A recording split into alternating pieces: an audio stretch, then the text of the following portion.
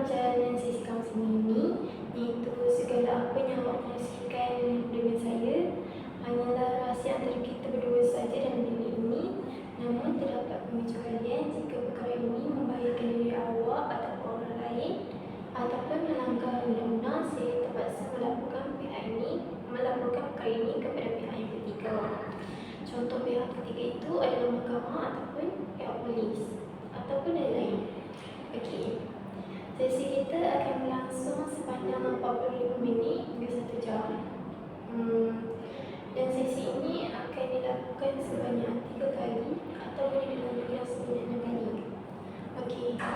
Saya akan cuba membantu awak untuk memahami masalah awak dan mencari jalan penyelesaian yang terbaik. Jika ada apa-apa yang awak kurang selesa ataupun tidak faham, awak boleh beritahu kepada saya. Okey, awak setuju tak dengan perkara tersebut? Kalau saya setuju. Alright. So, sebelum kita nak mulakan sesi ini juga, saya nak tanya dulu lah, macam mana perkembangan awak sekarang? Sekarang ni saya rasa macam dah okey sikit. Tapi saya rasa tak percaya dalam diri saya. Tak percaya dengan diri awak lagi? Ya. Ambil masa lah untuk percaya kat diri awak ni. Saya ambil masa dan sebab itulah saya nak datang hari ni untuk buat lagi sesi pasal apa. Okey, so hari ini kita akan sambung berbincang tentang isu yang awak hadapi dan cuba untuk lihat dengan lebih mendalam tentang perasaan. So hari ini kita akan sambung berbincang tentang isu yang masalah awak bebas, dan kita akan cuba hadapi dan cuba lihat dengan lebih mendalam tentang perasaan serta tindakan yang boleh membantu awak. Alright, dalam sesi yang lepas, setahu saya awak ada kongsi rasa kecewa dengan keputusan semester.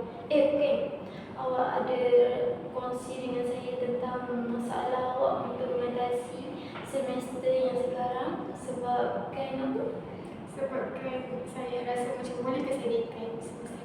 Sebab awak terpengaruh dengan sini awak punya pemikiran itu Susah, subjek yang susah. Betul, saja yang susah.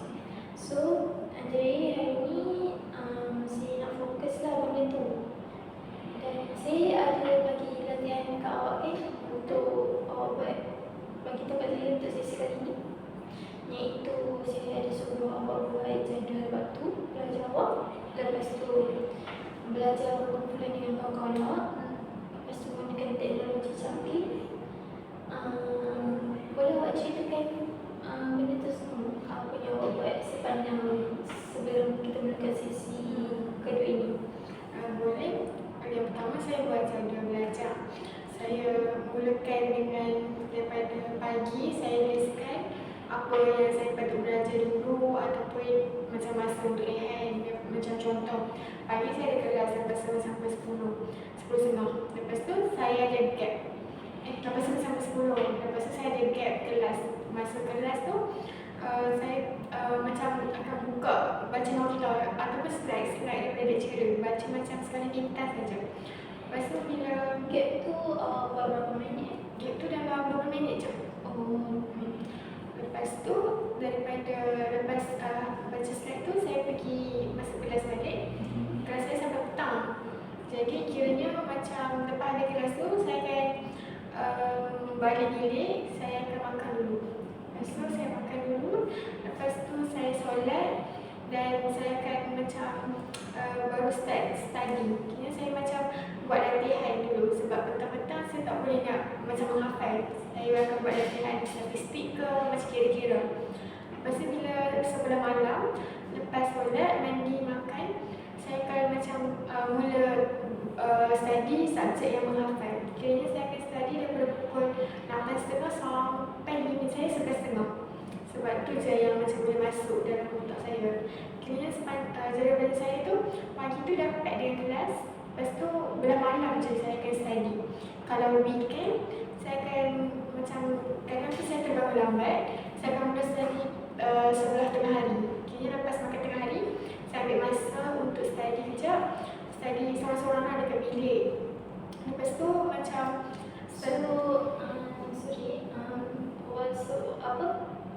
Waktu kalau awak terbangun lambat, awak akan gantikan masa tersebut dengan buat sesuatu, macam gantikan dengan Study tengah hari. study tengah hari. Oh, tukar waktu awak pada tengah hari lah.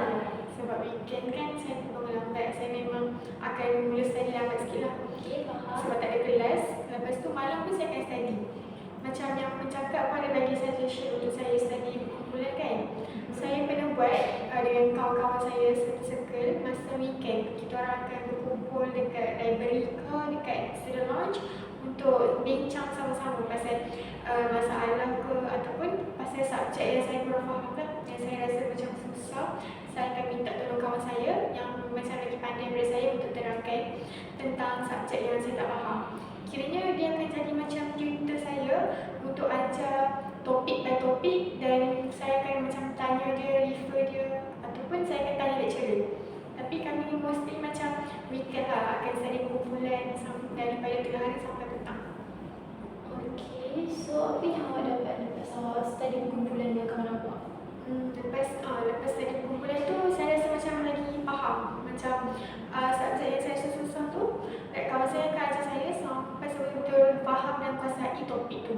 Kiranya kalau macam saya tak faham, dia ajar juga. Macam dia cuba untuk fahamkan saya. Lepas tu macam dia suruh hafal lah. Sebab mostly subjek saya banyak berkaitan pengiraan juga. So kita orang macam kena hafal formula macam tu. Kiranya dia akan ajar ataupun bagi saya macam rujuk saya untuk buat latihan semua tu. Kawan saya juga macam dia akan ambil masa untuk ajar saya sampai saya faham. Kerana tu kita orang akan rujuk lecturer juga lah lepas habis kelas. Jadinya bila awak study berkumpulan dengan kawan awak, awak lebih mudah faham lah. Ya, betul. Dan awak kalau bila awak tak faham tentang sesuatu soalan tu, awak akan tanya dekat kawan awak yang faham tentang benda tersebut, yang pandai tentang benda tersebut. So benda tu senang untuk awak cari jalan penyelesaian yang terbaik untuk cari jawapan tu lah. Okey, baik. Daripada segi AI, macam teknologi canggih, saya ada juga ikut saranan puan macam menggunakan ChatGPT ke Gemini tu. Awal-awal tu saya tak berapa mahir sebab saya tak pernah guna. Lepas tu saya ada tanya kawan saya macam mana cara nak guna.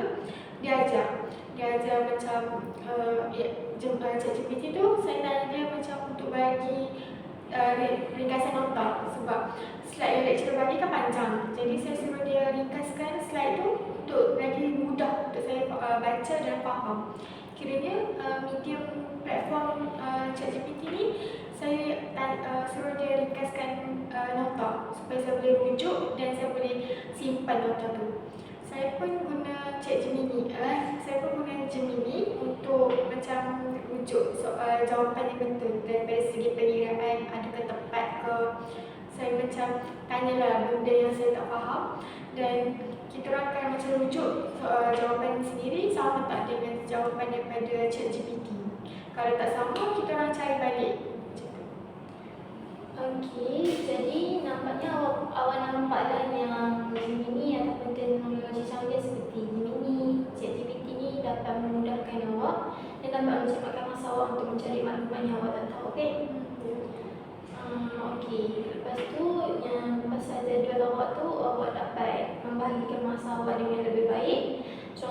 Dan kalau contohlah awak macam terlebih, macam tadi awak kata terlebih terlajak tidur, awak gantikan masa tersebut dengan pergi ke tengah hari, masa awak yang kosong tu. So benda tu macam dia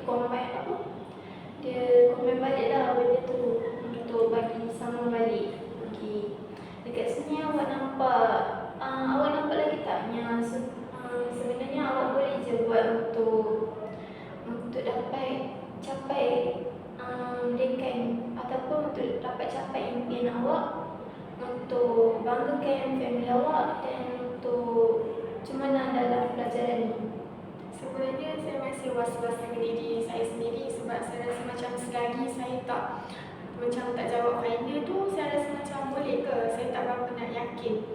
Sebab macam saranan puan saya dah buat, cuma saya saya rasa macam bila saya tak hadap final exam tu, saya takut. Macam saya takut tak pulangkan ibu ayah saya takut tak boleh naikkan.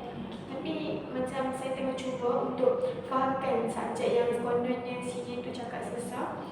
Dan bagi saya memang agak susah. Tapi saya cuba untuk macam mendalami lagi subjek tu. Macam rujuk dengan lecturer semua tu. Oh, nampaknya macam awak masih lagi was-was lah sebab selagi belum exam, selagi tu hati awak rasa tak tenang untuk jawab soalan yang sini awak cakap susah tu. Ya, betul. Awak ada buat tak soalan pasir? Saya belum buat. Ataupun awak ada buat tak soalan macam awak buat soalan ni tanpa rujuk ke buku? Belum. Awak tak nak cuba benda tu? Bila pun cakap macam tu baru saya rasa macam terfikir nak buat benda tu. Sebab sebelum ni kan macam just buat latihan yang slide untuk bagi apa semua tu dan hanya rujuk kawan. Kiranya saya tak ambil macam langkah untuk buat soalan pasir ke, tengok macam pasir yang dalam pasir yang lain-lain. Ya, betul. Sebab sekarang ni kan, bukan sekarang, selalunya soalan pasir ataupun latihan yang kita buat secara tak langsung akan membuatkan kita untuk mudah mengingati sesuatu benda yang kita belajar. So, contohnya kalau awak buat pasir punya soalan ataupun latihan, awak buat tanpa tengok rujukan sebab awak dah belajar. Bila awak dah buat siap semua, awak tengok balik betul ke tak, dan kalau ada yang salah tu, awak boleh tengok salah awak macam mana lah, salah awak belah mana lah, dan awak boleh perbaiki benda tu. So dekat situ secara sikit demi sedikit dia dapat membaiki awak punya masalah yang awak tak tahu lah, dan dapat tolong awak untuk tingkatkan lagi pengetahuan awak benda yang awak tak tahu. Mungkin saya boleh cuba untuk buat macam soalan pasir dan macam buat latihan-latihan yang sebelum-sebelum ni. Sebab bagi saya macam kan terlalu banyak subjek yang saya perlu ambil. Jadi saya rasa macam takut masa tu tak sempat. Kira macam saya hanya macam baca subjek yang saya rasa susah. Dan subjek lain saya rasa macam saya terabaikan subjek-subjek lain. Macam awak cakap tadi, awak kata susah untuk macam takut awak terabaikan subjek lain, tapi awak dah buatkan jadual belajar awak. So kalau benda tu macam bagi saya, awak boleh je untuk okey, tadi awak kata awak takut terabaikan subjek-subjek ni yang lain sebab awak anggap subjek ni susah, so awak belajar lebih. Subjek yang lain awak tak belajar dulu? Sejujurnya saya tak belajar. So sekiranya saya tak study lagi subjek yang lain sebab saya rasa macam yang saya ni fokus yang susah. Kiranya macam subjek pengiraan ni bagi saya sangat susah dan sekarang saya fokus yang tu dulu. Dan tapi dalam masa yang sama saya takut juga dengan subjek-subjek yang lain sebab saya tak boleh study lagi dan saya takut macam saya abaikan subjek yang lain. Sebab masa jadual belajar pun, masa saya buat jadual belajar pun, saya hanya tekankan subjek yang saya rasa susah. Yang lain saya tak start study lagi. Oh, nampaknya macam awak jenis tekankan satu subjek yang awak rasa susah je lah. Yang lain awak rasa mudah, so awak rasa macam benda ni boleh study nanti. Tapi sekarang ni bila awak fikir balik, awak takut awak akan tinggal subjek yang lain. Kalau awak kan dah ada jadual waktu belajar, awak pernah tak untuk cuba bahagikan masa subjek yang lain dengan subjek yang susah ni? Maksudnya awak boleh je belajar untuk subjek yang lain, tapi subjek yang susah ni awak buat pada lebih masa sedikit untuk awak study. So secara tak langsung awak boleh adapt dengan, awak boleh ambil masa juga untuk study subjek yang lain, cuma beri penekanan sikit dekat subjek yang susah ni. Saya rasa mungkin saya boleh cuba ataupun start untuk macam study untuk subjek lain kan. Sebab macam sekarang ni saya fokus kepada subjek pengiraan yang saya rasa susah. Mungkin dalam jadual belajar saya, macam saya cakap belah tengah hari mungkin saya boleh buat subjek pengiraan. Lepas tu belah malam mungkin saya boleh study subjek-subjek yang lain juga. Betul. So dekat sini awak nampaknya awak sebenarnya boleh cuba untuk bahagikan masa awak study dengan subjek yang lain. Sebab sebelum ni mungkin awak lebih tertumpu kepada subjek yang awak rasa susah.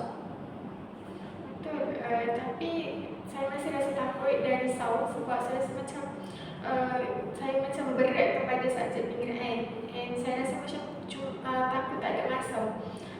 Walaupun dah buat jadual belajar, tapi saya masih rasa macam takut sikit. Okey, bagi saya takut tu normal. Sebab kita selagi tak exam, kita akan rasa macam hati kita tak tenang untuk jawab periksa itu. Tambah-tambah subjek tu ramai orang kata susah. Tapi kalau macam saya cakap tadi, awak boleh belajar buat latihan dengan buat soalan pasir. Sebab kadang-kadang soalan yang kita buat ni semua kadang-kadang macam nak sama, dan jawapan dia pun tak lari juga.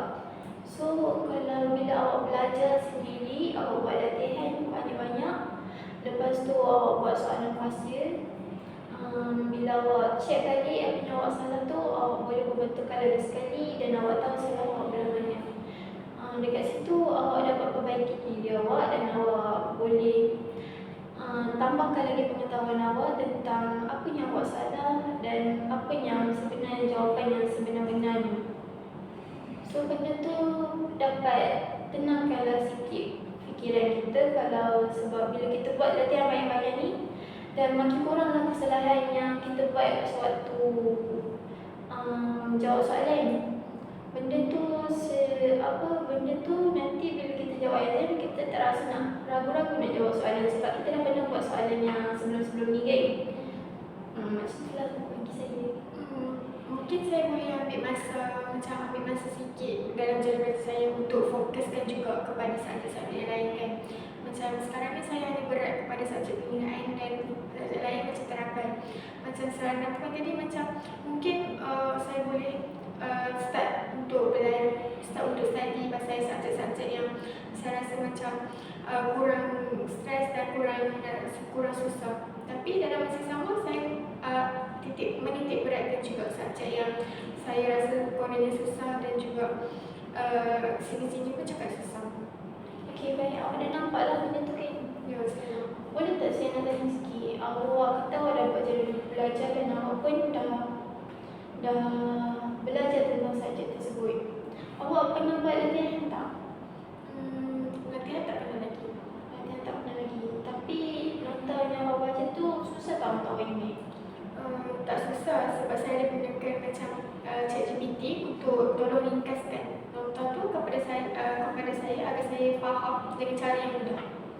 Okey, jadinya awak bolehlah cuba kalau awak kata awak dah buat nota dan awak pun dah belajar tentang subjek tu.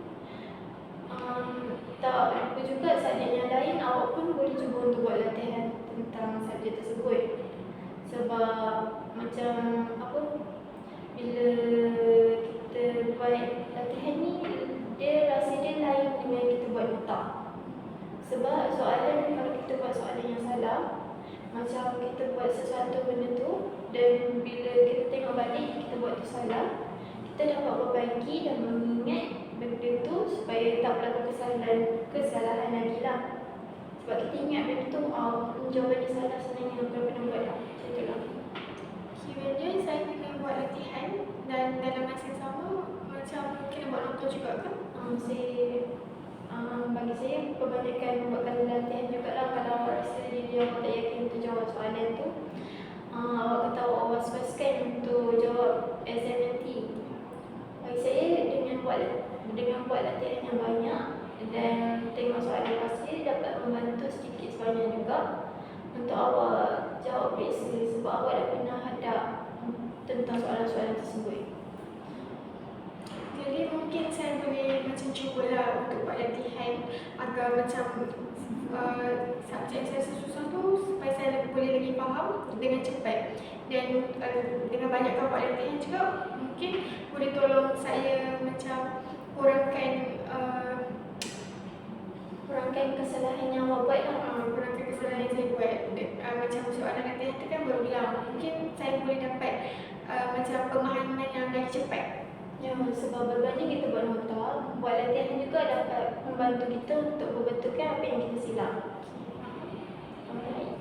Okey, kalau macam tu saya bagi latihan dekat awak untuk awak buat. Cuba awak buat latihan dan soalan pasir sebab awak kata awak takut untuk hati awak masih lagi was-was untuk jawab jawab soalan tersebut sebab tak exam lagi. Tapi sebenarnya ada je cara, iaitu perbanyakkan buat latihan. Dan lepas tu awak kata awak tak ada masa untuk belajar subjek yang lain sebab awak fokus kepada subjek yang awak rasa susah ni je. Tapi sebab awak dah pandai untuk buat jadual waktu awak sendiri, awak sebenarnya boleh je bahagikan masa awak tu dengan letakkan subjek-subjek yang lain untuk belajar, jadikan study untuk awak. Lepas tu, tapi awak berikan masa yang lebih sedikit untuk subjek yang awak rasa susah. So, benda tu sama je untuk awak belajar, macam awak bahagikan masa awak semua untuk subjek-subjek yang lain juga. So, jadi awak tak tertinggal lah untuk subjek yang lain. Faham, mungkin subjek lain pun saya kena perbanyakkan buat latihan. Macam supaya seiring dengan subjek yang saya rasa susah tu kan, macam yang susah tu kena buat latihan juga. Dan nota di samping dengan subjek-subjek yang lain, saya masih kena buat latihan agar macam subjek semua tu tak rasa saya tak abaikan. Betul? Baik. So, awak nampaklah yang sebenarnya benda ni mudah je untuk awak lupakan. Untuk awak lupakan rasa gelisah awak tu, yang awak takut untuk bawa ke depan. Sebab ada je cara lain untuk bantu awak sebenarnya, tapi awak masih fikirkan yang selagi tak exam, selagi tu aku rasa macam aku tak boleh nak buat. Padahal sebenarnya dalam diri awak boleh je. Cuma awak terlalu fikirkan masalahnya, awak rasa orang lain yang agak susah, awak agak susah. Betul. Mungkin macam mindset saya lah, saya rasa benda tu susah disebabkan sini-sini juga susah. Jadi mungkin dengan study berkumpulan ke ataupun dengan perbanyakkan latihan, macam yang Puan cakap, akan kurangkan sedikit rasa yang saya rasa susah tu, dan dapat menolong saya macam lagi mendalam, lagi memahami subjek yang kononnya susah. Betul. Jadinya awak dah nampak lah semua yang awak rasa tadi. Saya dah nampak dah macam apa yang saya boleh buat, macam perbanyakkan buat latihan, dan saya tak boleh nak abaikan subjek-subjek yang lain. Jadinya awak dah nampak lah yang cara sebenarnya awak boleh je buat latihan yang banyak dan cari soalan pasir untuk awak lagi mudah faham dengan subjek tersebut. Dan benda ni boleh je cuba untuk subjek-subjek yang lain seperti yang saya cakap tadi, untuk awak bagi senang kenal pasti soalan yang selalu masuk. Saya sebenarnya saya dah nampak yang macam saya kena banyakkan buat latihan, sebab saya rasa macam subjek yang susah pun kena buat latihan, subjek yang saya amalkan pun kena juga buat latihan. Sebab saya pun tak boleh fokus kepada yang susah je kan, sebab macam yang saya cakap, subjek yang lain saya amal. Jadi saya kena seiring macam belajar subjek yang senang dan juga susah, dan perbanyakkan buat latihan macam yang Puan cakap. Jadinya sekarang ni awak dah dapat cari jalan penyelesaian lah untuk tukarkan rasa was-was awak tu kepada awak yakin. Ya, saya dah boleh nampak saya punya jalan penyelesaian. Macam mungkin saya boleh study juga dengan kawan-kawan saya, macam buat latihan sama-sama. Kalau macam saya tak faham, mungkin saya boleh tanya kawan-kawan saya yang lain. Kadang-kadang awak bukan kadang-kadang, maksud saya waktu awak study dengan kawan awak tu ambil masa berapa minit? Kami selalunya study dalam masa setengah jam. Sebab kadang-kadang tu setengah jam, lepas tu rehat kejap, macam ada macam gambar, macam iPhone, lepas tu mula lagi study setengah jam. Dekat situ awak nampak tak awak kata 30 minit tu berbaloi tak untuk awak? Bagi saya berbaloi sebab lepas macam kita orang akan study, lepas tu akan bincang. Jadinya benda tu sedikit sebanyak dapat tolong awak lah untuk awak belajar tentang subjek yang awak kata susah tu. Kawan-kawan awak pun cakap susah juga subjek tu bila diorang belajar sekali. Bila kita orang belajar sekali, ada yang cakap susah. Tapi akan ada seorang dua yang macam lagi pandai untuk guide kita orang. Macam akan tolong membimbing supaya yang susah tu jadi senang dan akan tolong fahamkan subjek tertentu. Macam setengah subjek tu dia lagi pandai. Jadi kita orang akan rujuk kawan kita orang yang lain. Kalau macam subjek yang lain ada yang lagi pandai dan kita orang akan macam tanya lah macam mana dan dia pun akan terangkan. Oh, jadinya ada je kawan-kawan yang rasa subjek tu sebenarnya senang dan diorang selalu guide kawan-kawan yang lain yang tak faham lah. Betul, kita orang akan macam tolong each other lah untuk fahamkan supaya tak ada yang rasa ketinggalan dalam pembelajaran. Okey, baik. So dekat situ memang berbaloi lah awak belajar buku kuliah ni. Bagi saya berbaloi sebab macam masing-masing akan dapat macam kelebihan pengetahuan yang lagi mendalam. Kan, dan waktu belajar buku kuliah ni adalah macam awak macam sebenarnya aku dah cari dah jawapan ni tak faham, tapi bila kawan awak ajak, oh macam ni rupanya, macam tu lah. Ya betul, macam baru dapat tahu macam masing-masing punya pengetahuan. Dia pun jenis rujuk pada nota ataupun cari kepada bantuan teknologi juga. Memang rujuk kepada slide daripada lecturer dan juga kita orang akan tanya pasal tanya ChatGPT macam teknologi yang canggih untuk kepastian lagi pasal jawapan dia. Oh, macam yang baik. Ya betul. Lepas tu baru kita orang akan confirmkan jawapan yang betul-betul tepat dengan lecturer. Jadinya pendapat korang akan tunggu pendapat yang sama. Selagi macam ada pandangan yang mempunyai pendapat yang berbeza, korang akan discuss balik dan cari jawapan yang betul lah. Ya betul.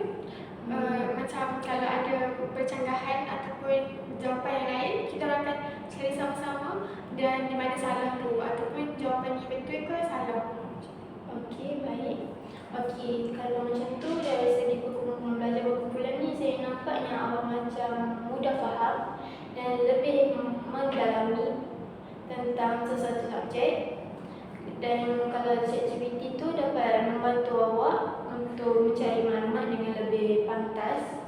Lepas tu dapat hilangkan rasa salah faham yang awak rasa macam tak pasti dengan jawapan tu bila awak tanya dekat teknologi canggih macam ChatGPT, Gemini ni, benda ni dapat tolong awak secepatnya mungkin lah.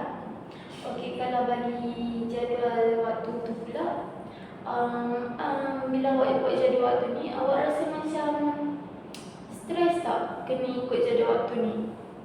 Bagi saya tak stres, dia lebih kepada macam komitmen. Saya kena bagi komitmen yang sepenuhnya sekarang dia ikut jadual belajar sebab kan daripada pagi sampai petang saya ada kelas. Jadi lepas kelas tu saya kena bagi komitmen untuk belajar sendiri. Sebab kalau kadang-kadang pun macam ada hari saya malas, tapi saya kena bagi komitmen. Kena ikut lah sebab awak dapat jadual. Ya betul, saya kena tak mahu kena ikut juga di atas diri sendiri. Jadinya tak stres lah bila kena ikut jadual waktu yang awak buat ni. Saya tak rasa stres. Tak rasa stres sebab awak dah ada masa untuk awak berehat, awak dah letakkan dalam jadual tersebut. So benda tu bila awak dah buat masa berehat, masa belajar, masa berehat, benda tu buatkan awak macam okey, sebenarnya boleh je ikut. Dia tak buat stres pun sebab kita ada waktu rehat gitu. Betul. Macam ada juga yang saya selang-selingkan dengan waktu berehat dan waktu bermain phone. Tapi dalam masa yang sama saya kena study juga. Okay. Kadang-kadang bila awak buat jadual waktu tu, ada tak masa untuk awak berjogging, keluar, ada bersama kawan-kawan ke? Ada. Saya macam akan jogging. pada waktu weekend bersama Jumaat Sabtu bila saya tak ada kelas. Lepas habis tadi tengah hari tu, petang tu saya akan pergi berada. Saya suka pergi jogging dan hobi saya kan baca novel. Saya akan baca novel sikit. Oh, jadinya sekarang ni jadual waktu pun sangat membantu awak untuk awak fokus pada belajar juga dan fokus kepada diri awak, kesihatan mental awak dan orang lain. Maksud saya orang lain tu daripada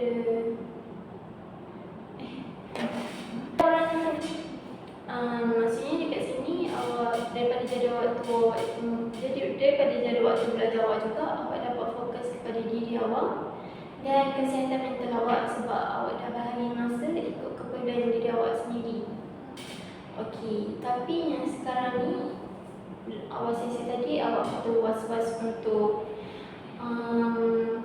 jawab soalan tersebut sebab tadi awak tak tahu punya macam mana nak untuk tenangkan fikiran, tenangkan hati awak ni. Dan bila saya bagi tahu awak boleh buat latihan dan soalan-soalan pasti sebab dapat bantu awak dah boleh fikir balik yang sebenarnya ada sejarah penyelesaian dia. Lepas tu tadi awak kata awak takut terabaikan subjek lain, tetapi bila awak fikir balik awak boleh masukkan subjek lain kepada jadual waktunya awak buat. Cuma lebih beri penekanan kepada, maksudnya lebihkan masa pada subjek yang awak rasa susah. So benda tu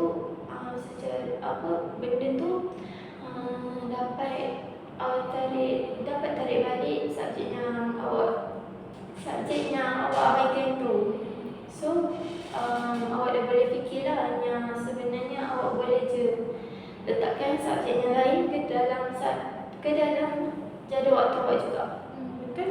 Saya dah boleh fikirlah macam dalam masa yang sama ikut macam jadual waktu yang saya buat dan selang-selingkan juga dengan saya dengan kawan-kawan dan guna teknologi canggih. Sebab dengan adanya teknologi canggih ni macam boleh tolong bagi jawapan dan macam tolong cari jawapan untuk macam pasia dan latihan-latihan yang saya buat. Okey, baik. Okey, sekarang ni boleh tak saya macam saya cakap tadi, boleh tak saya bagi latihan dekat awak untuk sesi yang seterusnya. Kita nak tengok macam mana awak masih rasa was-was lagi ke lepas buat pasia dengan latihan-latihan soalan subjek yang awak rasa susah ataupun subjek yang awak terabai sebelum ni. Lepas tu awak rasa lagi satu, lepas awak masukkan subjek-subjek yang awak tak belajar ni ke dalam subjek yang terabai ni ke dalam jadual waktu awak rasa macam mana? Adakah lebih susah bagi awak untuk belajar ataupun lebih tersusun masa awak untuk belajar?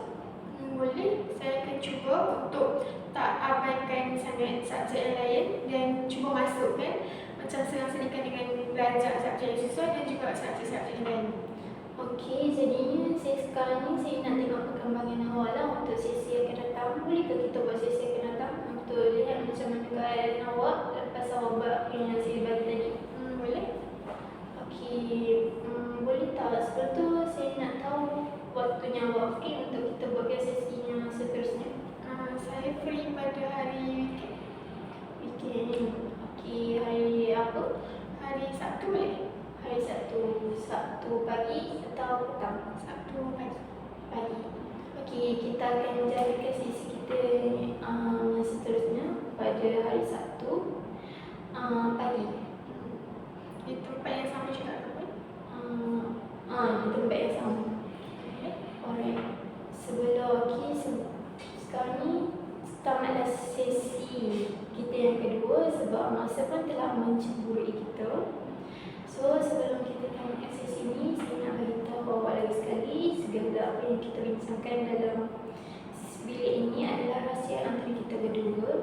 Namun terdapat pengecualian jika perkara ini dapat membahayakan diri awak ataupun orang lain ataupun melanggar undang-undang, saya terpaksa mengadukan perkara ini kepada pihak yang ketiga. Jadi awak